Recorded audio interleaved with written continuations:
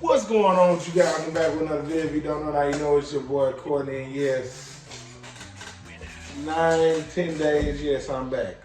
I'm not going anywhere, I'm back. How you guys doing today? Back with another video.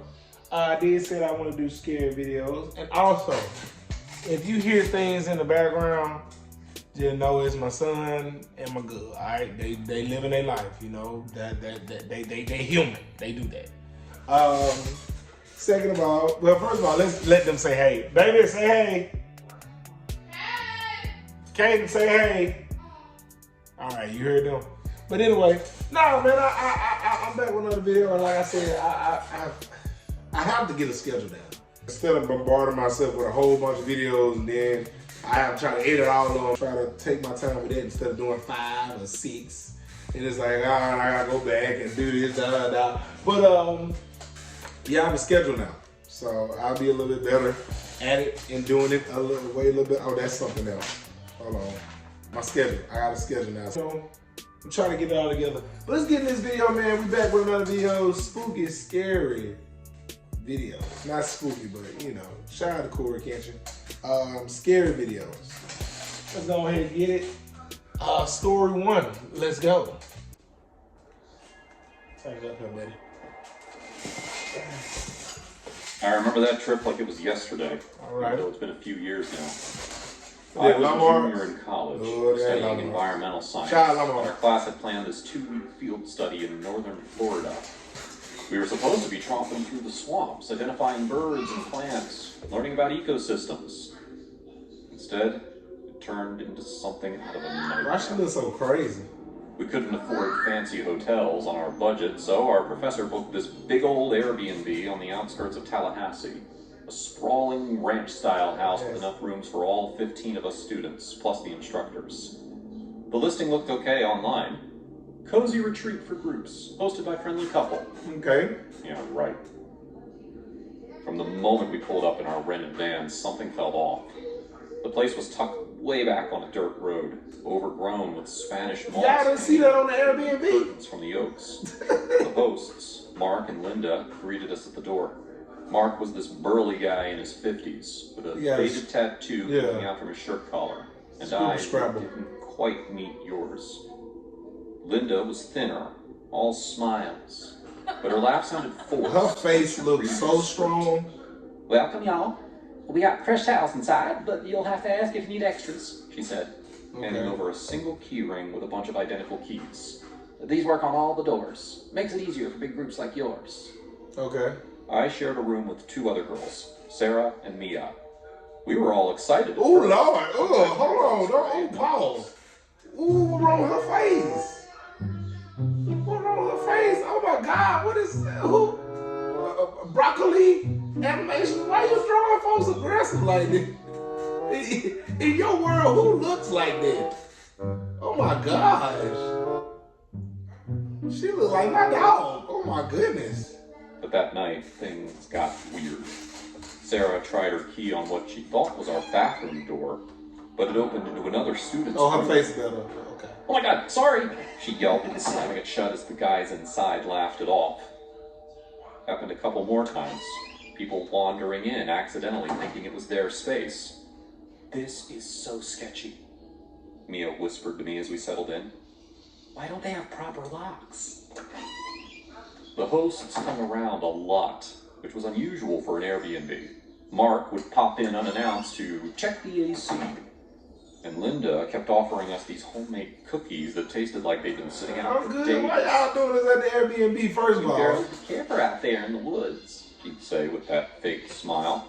Lots of critters and people who might not be so friendly. Okay. I brushed it off as Southern hospitality gone overboard. But it gave me... They got that Natalie Nunn chin. Our days were packed with field work, so we crashed early most nights. Okay. But on the 4th night, around 1 a.m., I bolted awake to the sound of pounding.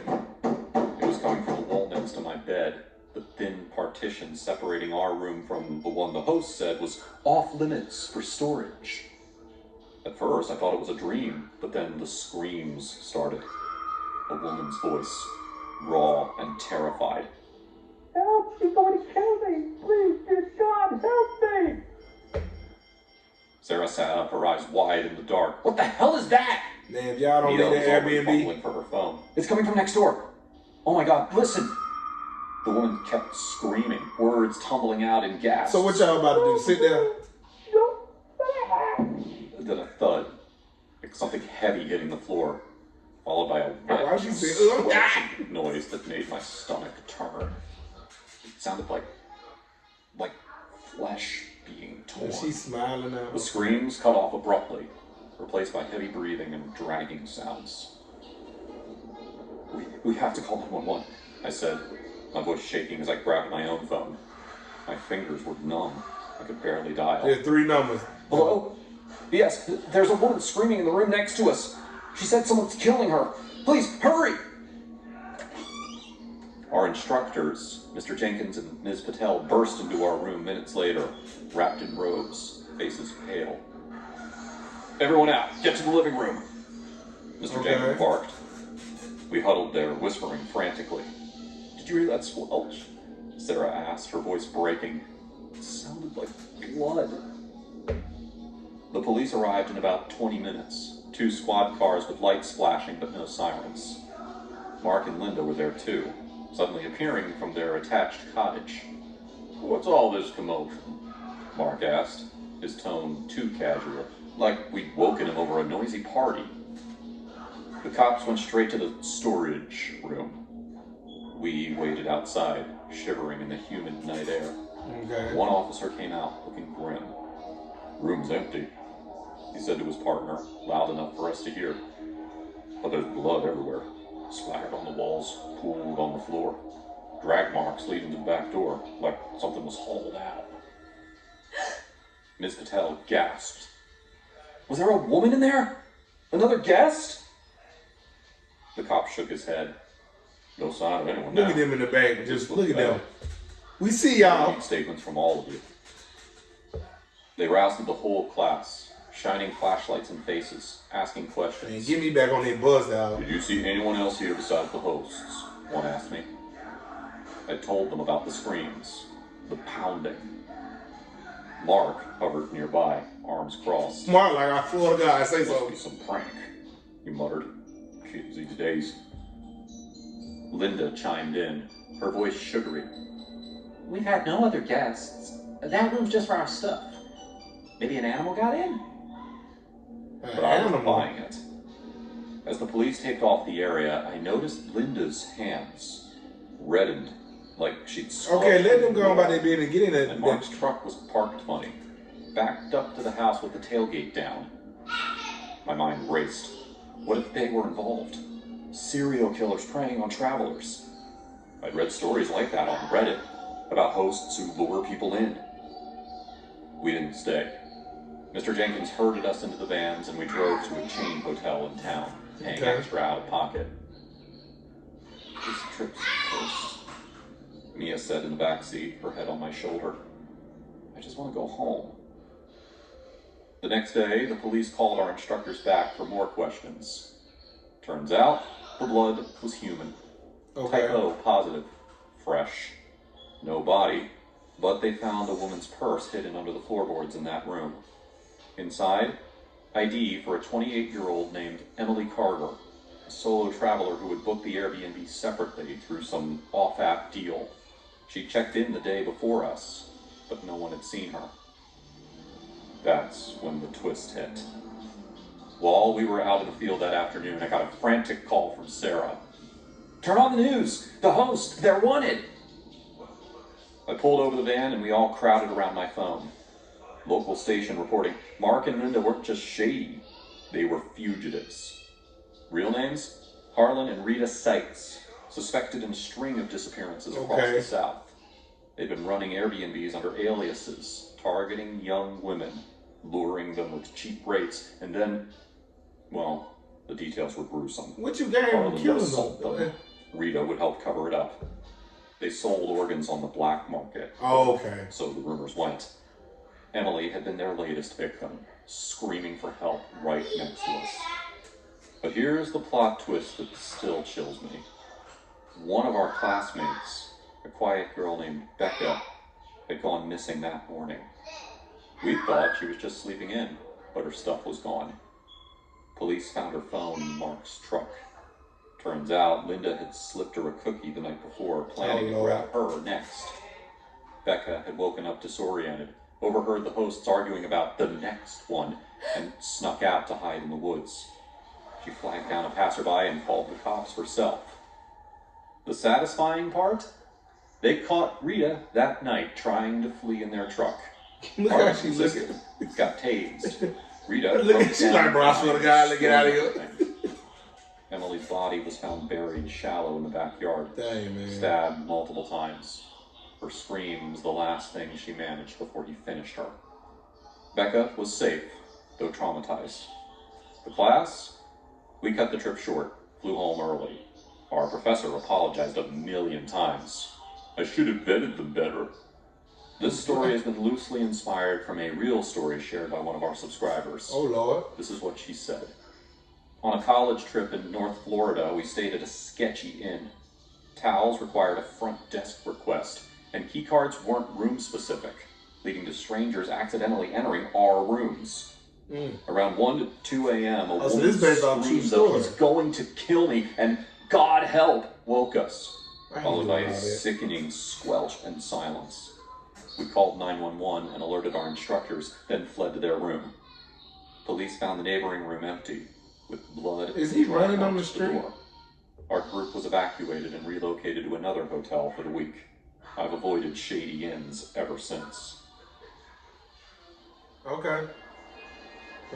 I guess that don't get I on used to think I was just forgetful. Just make sure you do all your full research. A bit less soup and reviews. And I remembered damp towels when I hadn't used any. At first, I blamed stress. Maybe I was losing my mind. Memory gaps. Careless housekeeping. But it went on for months. Bro, why he gave this My lady dishwasher all this? ran full loads even when I only ate out of one bowl. One afternoon, I found the butter dish smeared across the counter like someone used it with bare hands. It was greasy and foul. That's when I started locking the door to my pantry, like a fool trying to protect what was already gone. The truth came out by accident. I heard a sound in the attic, a low thump followed by a shuffling. Then you by yourself, like Shawty. Get out of there. I grabbed a flashlight and pulled down the ladder. Up there, under old blankets and behind boxes of Christmas decorations, was a makeshift den. A sleeping bag, a pillow, a stack of tinned soup, and a portable hot plate, complete with charred edges on a makeshift wooden table. I dropped the flashlight. I called the police. They camped out inside my house for 2 nights until they caught him. A man, maybe early 40s, wiry, beard rough. Why he look like Eminem? Climbing a tree at night like a raccoon, searching for the attic vent. His name was Darren.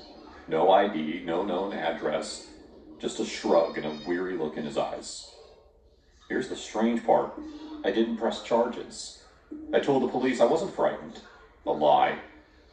I told them maybe he just needed help. Also a lie. The truth is, I didn't want people asking why I hadn't noticed sooner.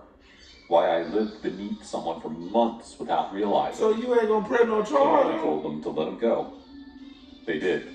Yeah, see, Darren showed up again. Hold on, pause. No. Because whatever happens next, your ass deserves it. He gonna show up. If I'm there, hey, I'm back. Thank you for not doing what you said you gonna do. I'd like to get my room back, man. Like, I love my candy. No, I don't know. No, you ain't gonna press charge anyway, so let me. I mean, I don't know. Whatever happened to her, deserved to happen. She didn't want to press charge. You crazy. You should have pressed charge. Sorry, I'm young thug, and I'm snitching. Sorry. Just standing in my backyard. Look how he just standing in her backyard. And I'm supposed to be like, oh well. I asked from the porch. Oh, maybe he's looking at something else. Yeah, good soup, he said with a grin. That night, I made dinner for 2. Lord have mercy, she didn't cook for this man. He never stayed in the house, always climbed back into the attic through the same old vent. I let him. He didn't ask for much. A warm meal, a quiet place. Why? Some nights I even found myself sitting across from him at the table, sipping wine, talking about books he'd read or things he'd heard on the radio. He was oddly well-spoken, Claimed he had a degree. Said he used to work in tech. Said there'd been a fire, a layoff, a divorce. Every night it was a new version. Good, you stupid. One night, after we finished dinner and the last drops of wine were gone, Darren didn't head for the attic. Instead, he came up behind me as I was clearing the table, his hand gently caressing my back. Yeah, go on, get a Derek. Froze. No, don't get Placed it nervous. on my hand. Don't get nervous. Quiet hum of the refrigerator. No, y'all ain't dinner together. He wants some dew. He murmured, his voice deeper than usual. Taking care of my rest and food. But I need more. Yeah, he need more. My Yeah, heart give it pounded to in my him. ribs. I felt a knot form in my stomach. No. Yep, it's time. Coiled within me. But then he spoke again, his voice soft, almost pleading. You're so pretty, he whispered. Yeah. You resemble Jennifer Lawrence. Jennifer Lawrence. It had been years since anyone had truly praised me. Are you Years since I serious? felt seen in that way. The words, unexpected and jarring in the moment, lodged themselves somewhere deep inside. Lord have mercy. What is going on here? I stood there. Oh my God, look at her face. Darren's words echoing in my head. His touch lingered on my back. Warm and slow. My pulse raced, torn between disgust and... Oh God, this ain't even scary no more, bro. This is freaked out, No one bro. called me pretty in years, let alone compared me to Jennifer. Brother, what the fuck is this? It was absurd, manipulative even, but it stirred something I hadn't felt in ages. This can't happen again. I What said, you, why you stepping away, mad? my voice sharper than I meant. You're just some homeless guy, Darren. But you This gave the was a mistake. homeless guy hit? Man, stop it. The naughty grin fading. Without a word, he climbed the attic ladder, the creak of the steps swallowing the silence. Lord have mercy. Faint sobs through the ceiling that night, raw and broken. I wasn't his savior. The next evening he returned, eyes red and swollen. But there was a hardness in them now, a glint of anger. Before I could speak, he grabbed a coil of rope from the corner, some old camping gear I'd forgotten about. Oh Lord, he better get some. You think you're better than me? Oh, He Lord. snarled, his voice low and jagged. He tied my wrists, rough but not brutal, and pinned me to the couch. My breath caught, fear spiking. But I didn't fight. Not then. I'm sorry, I whispered, playing along, my voice What? trembling. I didn't mean it. He didn't answer, just took what he wanted. Oh It was like a God. man starved for something more than food. I let it happen. You My let body it happen. detaching, floating somewhere else. It wasn't about desire. It was survival. Or maybe something sicker I couldn't name. It gotta be something sick because ain't no For a way. few nights, Lord, it look at this continued. man. He'd come down from the attic, eyes still carrying that angry edge. So he done did this multiple times. I told myself he had needs, just like I needed his flattery, his fleeting praise that made me feel What? alive again. Oh God. We were two broken things, feeding off each other's desperation. I cooked for him, set the table, poured the This wine. man got his beard shaved and We'd everything. talk, and then the air would shift, his hands finding me again. I obliged, night after night, telling myself it was temporary, that I was in control. Then came the night he ruined everything. Lord have I mercy. spent What are you hours doing? on the soup. Caramelized onions, fresh thyme, a dash of cream. He took one spoonful, grimaced, and That shoved boy it said, all man, away. this joint nasty, bro. I got to This do. is crap, he said, his voice Uh-oh. dripping with disdain. Uh-oh. You call this food? Something snapped inside me. The words cut deeper than his hands ever had. My soup was my pride, my small act of care in this Your twisted soup was arrangement. your pride, Lord. I grabbed the kitchen knife on the counter, my knuckles white. You finna kill him? You don't get to say that, I hissed, What the fuck stepping is going closer. on? She the crazy His eyes widened, but he didn't move fast enough. The knife sank into This his chest, motherfucker clean is stabbed. and quick. This. He gasped and stumbled back, This blood blooming across his shirt. What is this I stabbed story? again and again, rage pouring out of me like a flood. He crumpled to the floor. You just killed the homeless man. The attic ladder looming behind him like a silent witness. I stood over him, breathing hard, the knife still in my hand. The kitchen smelled of thyme and iron. I wiped the blade on a dish towel. Lord have mercy, she crazy. Yeah. A strange calm settled over me. A clarity I haven't felt in months.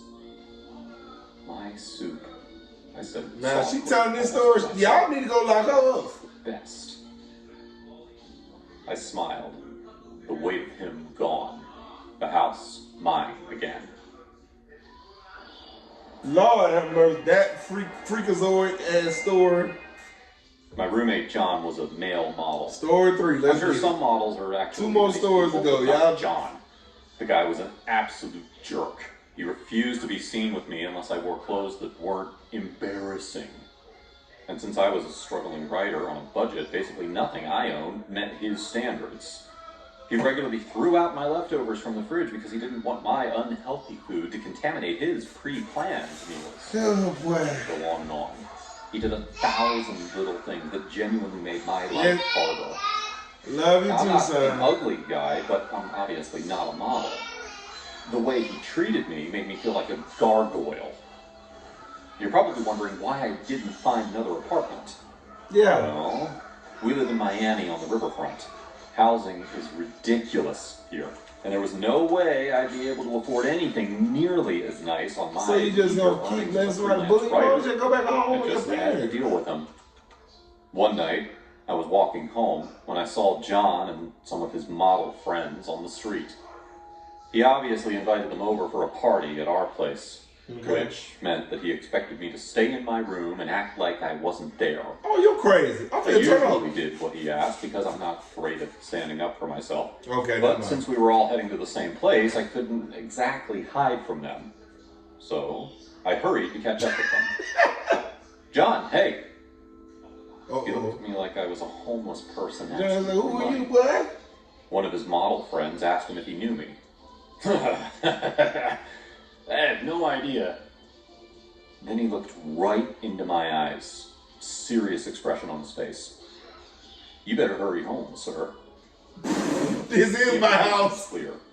He wanted me to rush into our apartment and hide out in my room before he took his friends inside.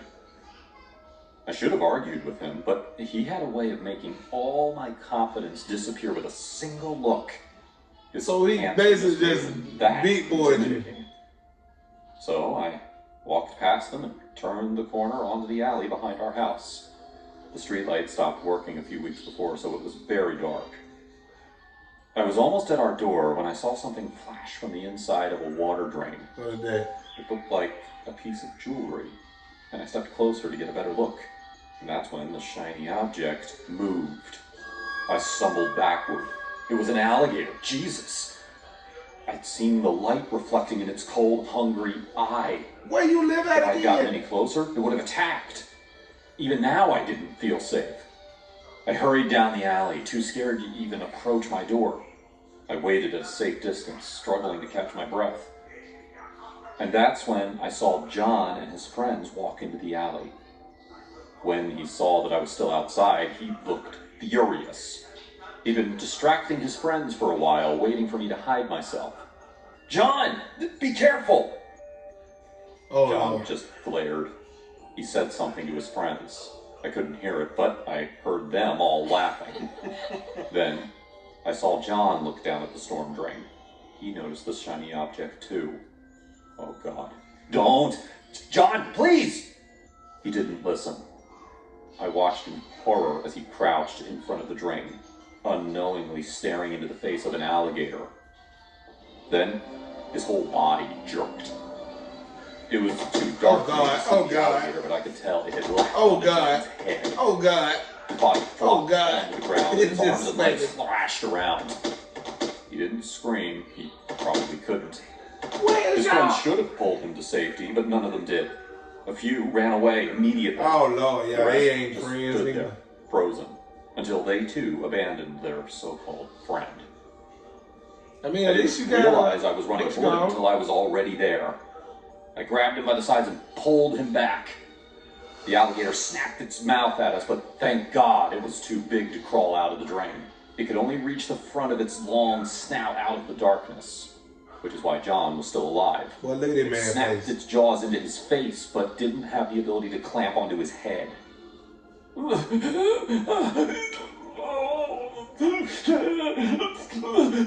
you ain't cool no more. Lying at my feet. His chest was rising and falling rapidly, so I knew he was still alive. His face was a bloody mass of tissue. I was looking straight at him, but I couldn't see his features. Just lumps of flesh. Oh, God. I dialed 911. Hello? There's been an alligator attack. He's hurt bad. 5 minutes later, the paramedics took him away. They asked if I wanted to stay with him in the ambulance. I guess I was holding his hand the whole time. You the only one his friend, I automatically said yes. I was by his side as we sped to the hospital. Then, it was hours of sitting in the waiting room as the doctors did what they could do. None of his model friends bothered to show up. I'm pretty sure they didn't. The next day, I was waiting by his bedside eyeball. when he finally came to. His face was covered in bandages, so I couldn't see how bad it was. His mouth and one eye were the only parts visible. Look at that eyeball. What happened? I told him to wait for the doctors to come in and talk with him. I didn't want to give him the bad news. His nose was gone. Oh, God. He lost an eye. Oh, God. They had to stitch up the rest of his face as best they could. No, tell me. I want to hear it from a friend. Okay, That call was on the the first time he ever mother. called me a friend. He certainly never treated me like one. I didn't know what to say. I've always been a shy, non-confrontational person. That's probably why I let him treat me like garbage all these years. But in that moment, I was blunt and honest. I told him everything, expecting him to freak out. His entire life was built around his handsome face, and now that was gone. To my surprise, he didn't cry or scream. Instead, he closed his remaining eye and whispered, "You tried to warn me. I should have listened." All this happened 2 years ago. You might have heard about it on the news or read my best-selling This man made a book off his boy getting beat by a They're making it face. into a Lifetime movie next summer, so that's exciting. It's crazy that this whole situation has really jump-started my career. Now, despite multiple reconstructive surgeries and a very realistic-looking fake eye, John never got back his good looks. Can He we works see from his home face? now in a low-paying telemarketing job. We still live together, and when he's not in one of his depressions, he's a pretty great roommate. He appreciates me now. I'm the only person who doesn't recoil when I see his face. I mean, you saved him. This story has been loosely inspired from a real-life scenario. In May of 2023, during a routine pipe inspection in Oviedo, Florida, municipal crews made a startling discovery. A 5-foot alligator was spotted deep inside a stormwater pipe beneath a busy street. Contractors using a robotic camera found the unbothered reptile resting calmly about 90 feet in, before it retreated another 250 feet into darkness, giving what officials jokingly called a serious side-eye. This was not the first sighting. A similar alligator had been recorded in the same system earlier that year. Despite the surprise encounter, no structural damage was found. Officials confirmed the nearby Ikan-Lakachi River allows alligators easy access. Okay, so it wasn't real true, but it was kind of true. 2 more stories. The boy. air in Yangon's thick, heavy with humidity. These and woman faint stories are the ones that's in crazy. The streets below. My best friend, Sarah, and I had landed in Myanmar just hours ago. Our backpacks still dusted with the grit of a 20-hour flight. We were 25, fresh out of grad school, chasing adventure on a budget. The hotel we found was a steal. $15 a night for a twin room in a city where even hostels could gouge you. The clerk, a wiry man with a nervous smile, mentioned something about maintenance on a few floors, but we didn't think much of it. Cheap was cheap. We crashed hard that night. Jet Trying to be cheap. I was being cheap one time. We saw roaches. The next morning, we shuffled to the hotel's breakfast buffet. A modest spread of watery coffee, toast, and some unfamiliar fruit that looked like it had been sliced hours ago. Sarah, always the optimist, was already planning our day.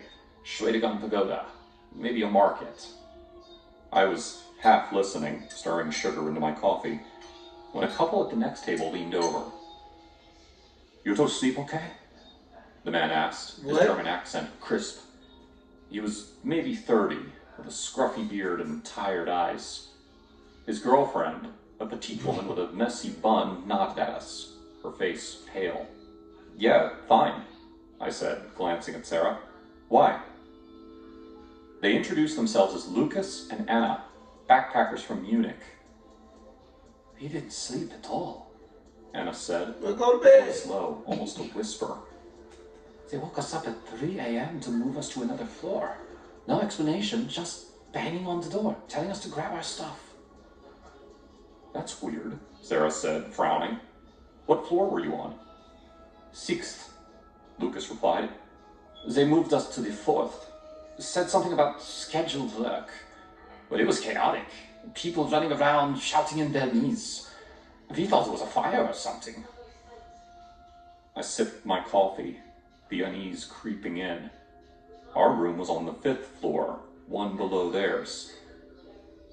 "Did they say what kind of work?" I asked. Anna shook her head. "No, but it felt off, like they were hiding something." We didn't dwell on it. Yangon was new, vibrant, and we had temples to explore. Hey, y'all, But as we left the breakfast room, I noticed the clerk from last night whispering urgently to another staff member behind the desk. Their eyes flicked toward us, then away. Where was he off? Cultural differences, maybe. Sarah and I spent the day wandering, snapping photos of golden stupas and dodging street vendors. By the time we got back to the hotel, we were exhausted, ready for another night of sleep. That's when we saw the police. 2 officers stood in the lobby, their uniforms wrinkled but official. A small crowd of guests had gathered, murmuring. Lucas and Anna were there, looking shaken. Sarah grabbed my arm. "What's going on?" she whispered. I approached Lucas. "Hey, what's this about?" His face was grim. But look at that man's face. "You didn't hear? 2 people died last night. On our floor, the 6th. My stomach dropped. Yeah, time to go. How? "They're saying it was an accident," Anna cut in, her voice trembling.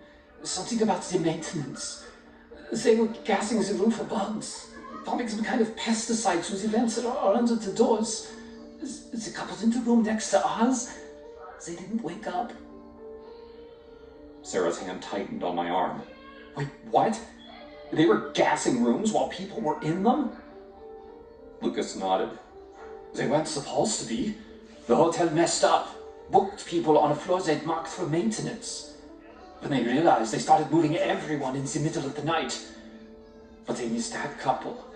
By the time they got to them, it was too late." I felt Say I'm cooked. Our room was 1 floor below. If we'd been assigned to the 6th instead of the 5th, I pushed the thought away. "Who were they?" I asked. "American couple," Anna said. "Older, maybe in their 50s. Vacation, I heard." The police were taking statements now, their voices calm but firm. The hotel manager, a sweaty man in a cheap suit, was gesturing wildly, trying to explain. I caught fragments of his words. "Miscommunication. Unfortunate error. Not our fault." Man. The guests around us were whispering, some angry, some scared. How that miscommunication, man? Softly, her husband rubbing her back. Sarah pulled me aside. "Jess, this is insane. We could have been on that floor. We could have..." "Don't," I said, cutting her off. "We're fine. Let's just figure out what to do." Officer, don't go to bed that night. But I couldn't shake the image. A nozzle slid under a door, gas hissing into a room where 2 people slept unaware. I kept seeing their faces. Strangers I'd never met, but Americans, like us. It felt personal, like a warning. That night we didn't sleep. I wouldn't We sat either. on our beds, doors locked, windows cracked open despite the heat. Sarah kept checking her phone, reading about pesticide poisoning. It's not just bugs, she said, scrolling. Some of these chemicals are heavy duty. They can kill you in minutes if you breathe enough. Stop, I said, my voice sharper than I meant. You're freaking me out. I'm freaking myself out. Hey, y'all She shot back. Jess, this wasn't a mistake. How do you forget people are in a room? How do Okay. you not check? You need to go home because you tripping. I want to say you doing It too much. didn't add up. The next morning we packed our bags. We weren't staying another night. At breakfast, Lucas and Anna found us again. You're leaving? Lucas asked. Yeah. Yeah, I said. This place gives me the creeps now. Anna leaned in, her voice barely audible. We talked to a maid. She said the hotel's been cutting corners for years. They use cheap pesticides, stuff banned in a lot of countries. And get this, they knew the sixth floor was booked. The manager told the maintenance crew to go ahead anyway. Said it'd be fine. My blood ran cold. Man, y'all stop. That's not an accident. I said, That's criminal. Lucas nodded. The police are investigating, but good luck. This place, money talks. They'll probably pay off whatever they need to. We checked out an hour later, our hearts pounding as we handed over our keys. The clerk avoided eye contact, his nervous smile gone. Outside, Yangon buzzed on, oblivious street vendors hawking noodles, monks in saffron robes gliding past. We found a new place to stay. Oh, A Lord. guest house run by a kind older woman who spoke broken English. That night, safe in our new room, Sarah and I talked it over. We should do something, she said.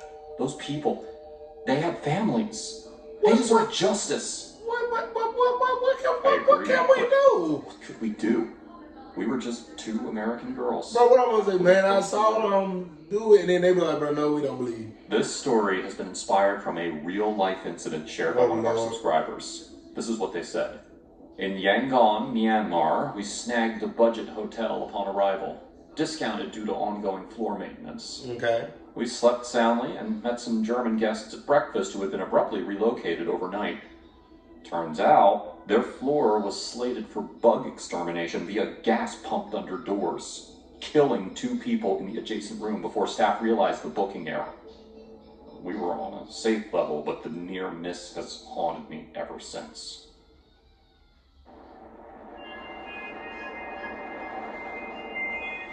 Oh, My Lord. boyfriend Ken broke up with me about a month ago. Yeah, he broke up It with came as a huge surprise.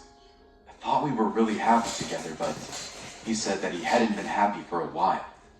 He explained that his family disapproved of our relationship, but I knew that was a lie. Okay. I never even met his family. One of the biggest adjustments I had to make was figuring out how to live alone. I grew up with a big family. Then I moved into the college dorms. Then I moved in with Ken.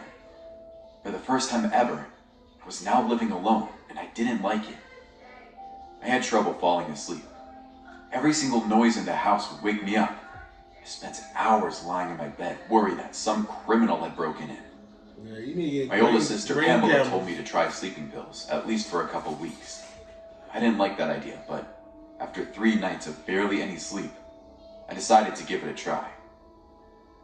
After ordering takeout for dinner, I got ready for bed and took my first sleeping pill. It seemed to work instantly. I was completely knocked out, and I didn't wake up until close to 10 the next morning. Okay. I felt really well rested, but as I got ready for the day, I remembered the strange dreams I had throughout the night. I dreamt that Ken had come back and just wandered around my house, running his fingers along the wall and staring at me from the edge of the room. The dream seemed so vivid, I could only assume that it was the result of the sleeping pill. I went to work as normal, and when I came back home that night, I tried the sleeping pill once again. Like the night before, I fell asleep right away and had the same strange dream. In my dream, I was lying frozen in my bed while Ken walked around my Bro, room look at how staring at Ken me. looking, bro. Even though I've gotten pretty good sleep for both nights, I decided to stop taking the sleeping pill. I didn't want to keep dreaming about my ex. So the next night, I went to bed naturally. And Ken right there. Not surprisingly, I could not get to sleep at all.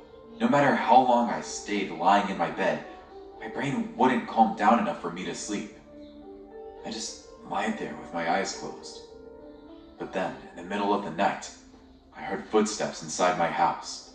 I knew I was still awake, so it wasn't another dream. This was real. It's Ken. I opened my eyes just a little bit and saw a figure walk into my room. It was Ken. Oh, Lord. That's when I knew that my dreams from the last 2 nights were real. Ken had snuck into my house 3 nights in a row, and I had no idea why. He wasn't stealing anything. He wasn't trying to contact me. He was just walking around. But what are you doing? I shivered under my covers. I was terrified. I didn't think that Ken would want to hurt me, but I also didn't know why he was trespassing. I laid there frozen and waited. After about half an hour, Ken casually walked out of the room. But what the The next morning, I decided to find Ken and confront him. I needed answers. So I drove to his family house, where I knew he was staying with his parents and brother. Okay, that's nice. Then I knocked on the door. Ken answered right away, and he seemed surprised to see me. I demanded to know what was going on, but he just looked at me like I was crazy. He had no idea what I was talking about. I told him that I'd seen him sneaking around in my house at night. His eyes got really wide and he looked Was he terrified. sleepwalking? That wasn't me, he said. I know it was you, I said. Why are you doing that? You can't stay there anymore, he said. Get out of that house, now. He was going to say something else, but then he stopped. Someone else had just entered the room behind him, but I couldn't see who it was. He told me that I had to get out of there, and then he slammed the door in my face. After that, He I got was more a twin? confused than ever. I didn't follow his advice though, and I went back to my house. I refused to live in fear of my ex. I went to bed as usual, and I did not take any sleeping You medicine. should have had a gun. This time though, I kept my phone under my pillow. As soon as I heard anything, I called the police. I stayed in bed and waited for any noise. I didn't have to wait long. Just after sunset, I heard footsteps in my living room. I pulled out my phone and dialed 911. As the footsteps got closer, I whispered into the phone that someone had broken into my house. I gave the lady my address and then hung up the phone just as my bedroom door creaked open. Oh, Lord. I watched through half-closed eyes as Ken once again walked in my bedroom. I could see him touching my things and opening my underwear drawer to smell what was inside. I prayed that the police would get there soon. Ken walked closer to my bed. He watched me for a long moment before slowly reaching down to touch my shoulder. All I could do was hold my breath and pray. Oh, I felt Lord. his hand slide along to the top of the blanket. Just then, sirens blared from outside. The police had arrived. Ken jumped back and then raced toward the window. That was at I home. watched as he dove out the window and tried to run away. After he was gone, I heard 2 gunshots and Damn. silence. With the police just Oh, outside, shit. I got out of bed and looked out the window. I saw Ken lying dead on the ground. It popped 2 his bullet head holes in his twice. stomach. Several police. See, it is the black guy.